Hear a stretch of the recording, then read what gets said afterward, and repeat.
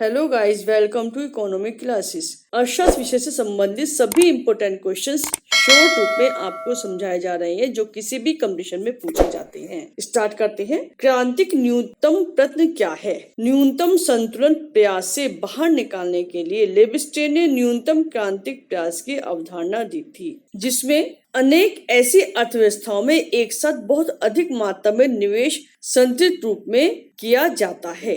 Next, switch operation क्या है? Switch operation के अंतर्गत रिजर्व बैंक के द्वारा अल्प अवधि के प्रतिभूतियों का क्रय किया जाता है और दीर्घ अवधि के प्रतिभूतियों का विक्रय किया जाता है। यानी कि शॉर्ट टाइम के लिए तो प्रतिभूतियों को खरीदा जाता है और लॉन्ग टाइम के लिए प्रतिभूतियों को बेचा जाता है। इनका उद्देश्य प्रतिभूतियों की परिपक्वता अवधि को लंबा करना होता है। नेक्स्ट, कुटीर उद्योग क्या है? किसी भी एक परिवार के सदस्यों के द्वारा पूर्ण या अंशकालिक तौर पर कुटीर उद्योगों को चलाया जाता है। इसमें पूंजी का निवेश नाम मात्र का होता है। परंपरागत ढंग से चलने वाली उत्पादन प्रक्रिया में वेतन भोगी श्रमिक नहीं होते, क्योंकि उत्पादन भी प्राय हाथ के द्वारा ही किया जाता है। नेक्स्ट, एंटी डंपिंग ड्यूटी क्या है? यह एक टैरिफ है जो सरकार विदेशी आयात पर लगाती है और उन उत्पादों पर लगाती है जिनकी कीमत उचित बाजार मूल्य से कम होती है। डंपिंग एक ऐसी प्रक्रिया है जहां एक कंपनी कम कीमत पर उत्पाद को निर्यात करती है जो सामान्य रूप से अपने घर के बाजार में वो वसूल करती है।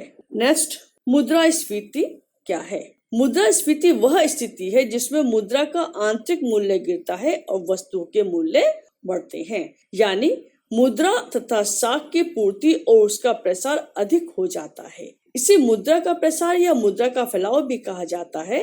संक्षेप में मुद्रास्फीति में मुद्रा का वास्तविक मूल्य कम हो जाता है। नेक्स्ट, रेंगती हुई मुद्रास्फीति क्या है? यदि अर्थव्यवस्था में मूल्यों में अत्यंत धीमी गति से वृद्धि होती है तो इसको रेंगती हुई स्फीति कहते हैं। यह स्फीति अर्थव्यवस्था को जड़ता से बचाती है। नेक्स्ट, अपस्फीति क्या है? किसी भी अर्थव्यवस्था में उत्पादित वस्तुओं की पूर्ति मुद्रा की पूर्ति से अधिक होती है। कहने का मतलब है कि जब किसी भी इकोनॉमी में जो वस्तु का प्रोडक्शन किया जा रहा है, गुड्स का प्रोडक्शन किया जा रहा है, वो जो मनी है उसकी सप्लाई से उसकी वस्तु की सप्लाई ज्यादा होती है तो वस्तु की कीमतों में गिरावट आती है, क्योंकि डिमांड से ज्यादा सप्लाई हो जाती है। इससे मुद्रा का वास्तविक मूल्य बढ़ जाता है, परंतु इस दशा में कीमतों में गिरावट होने से वस्तु के उत्पादन में भी गिरावट होती है और कम उत्पादन होने से रोजगार में भी गिरावट आने लगती है। जैसे जैसे वस्तु का उत्पादन कम होगा, लोगों को रोजगार से निकाला जाएगा और बेरोजगारी पनपने लगती है। नेक्स्ट, रिफ्लेक्शन क्या है? आर्थिक मंदी की अवस्था में सरकार के द्वारा कुछ ऐसे कदम उठाए जाते हैं जिससे लोगों की क्रय शक्ति में वृद्धि हो ताकि वस्तुओं की मांग बढ़े। इसके परिणाम स्वरूप मूल्य स्तर में जो वृद्धि होती है उसको रिफ्लेक्शन कहा जाता है, क्योंकि मंदी एक ऐसी स्थिति है जिसमें लोग बेरोजगार हो जाते हैं, लोग के पास आय का कोई सोर्स नहीं होता है, इनकम का कोई सोर्स नहीं होता है, तो गवर्नमेंट कुछ ऐसे कार्य करती है कि लोगों के पास परचेसिंग पावर बढ़े, जिससे वस्तुओं की मांग बढ़े और मूल्य स्तर बढ़े और इसकी वजह से लोगों को रोजगार की प्राप्ति हो जाए। नेक्स्ट, प्रतिभूति क्या है? वित्तीय परिसंपत्तियों जैसे शेयर, डिबेंचर व अन्य ऋण पत्रों के लिए संयुक्त रूप से प्रतिभूति शब्द का प्रयोग किया जाता है। बैंकिंग में भी ऋणों की जमानत के संदर्भ में प्रतिभूति यानी सिक्योरिटी शब्द का प्रयोग होता है। सिक्योरिटीज लिखित प्रमाण पत्र होती हैं जो ऋण को लेने देने के बदले में दी जाती। जब भी कोई ऋण लेता है तो उसके बदले में सिक्योरिटीज एक प्रमाण पत्र की तरह कार्य करती है। इनका क्रय विक्रय भी होता है। सरकार के द्वारा जारी किए जाने वाले बॉन्ड, शेयर, ऋण पत्र आदि प्रतिभूतियों की श्रेणी में आते हैं और यह कार्य सरकार के द्वारा भी किया जाता है। नेक्स्ट, एल के झा समिति क्या है? एल के झा समिति का संबंध कर से होता है, यानी कि टैक्स से है झा समिति का संबंध। ये रिजर्व बैंक के 8वें गवर्नर थे एल के झा जी, जो 1 जुलाई 1967 से 3 मई 1970 तक रिजर्व बैंक के गवर्नर रहे। इन्होंने 2 रुपए, 5 रुपए, 10 रुपए और 100 रुपए के भारतीय नोटों पर जारी किए थे और इन नोटों पर उनके हस्ताक्षर भी हैं। नेक्स्ट, प्रतिकारी शुल्क क्या है? आयातक देश द्वारा जब राशि पातन की जाने वाली वस्तु पर ऊंची दर से आयात शुल्क लगाया जाता है तो इसे प्रतिकारी शुल्क कहा जाता है। प्रतिकारी शुल्कों को सब्सिडी विरोधी शुल्कों के रूप में भी जाना जाता है।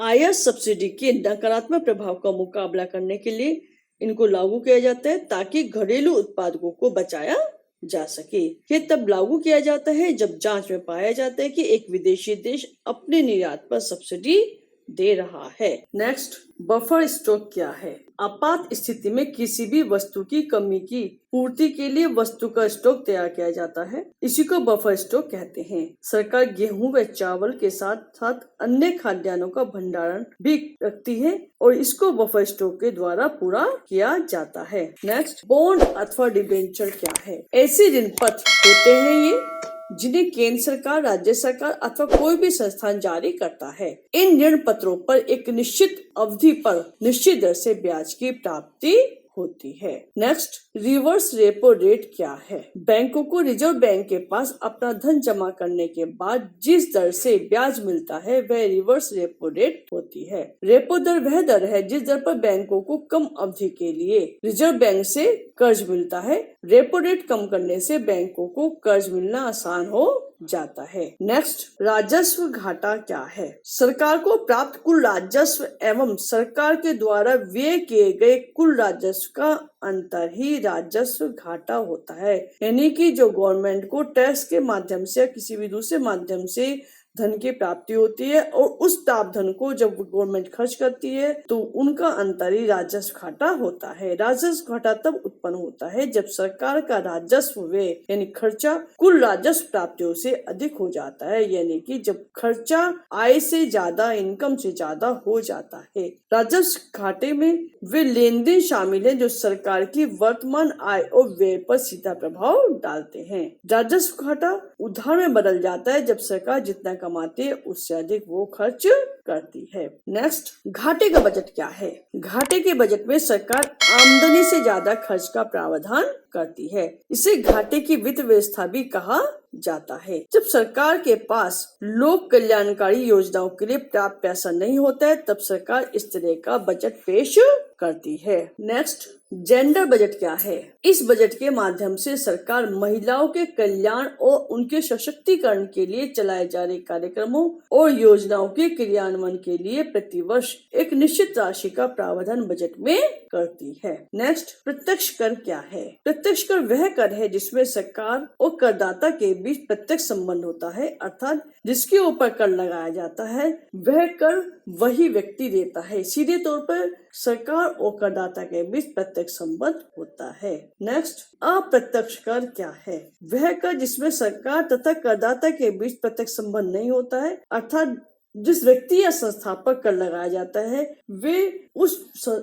कर को दूसरे व्यक्ति पर टाल देते हैं और सरकार किसी अन्य दूसरे तरीके से इस टैक्स की प्राप्ति करती है। नेक्स्ट, रैखिक प्रभाव क्या है? आय में जब वृद्धि होती है तो उपभोग के स्तर में भी वृद्धि होती है। सीधी सी बात है, जब किसी व्यक्ति की इनकम बढ़ती है तो उसका उपभोग स्तर भी तेजी से बढ़ता है। परंतु जब आय में कमी होती है, जब इनकम कम होती है तो उस आय में कमी के अनुपात में उपभोग में कमी नहीं होती है। तो इसे ड्यूजेनबरी की सापेक्षिक आय परिकल्पना भी कहा जाता है।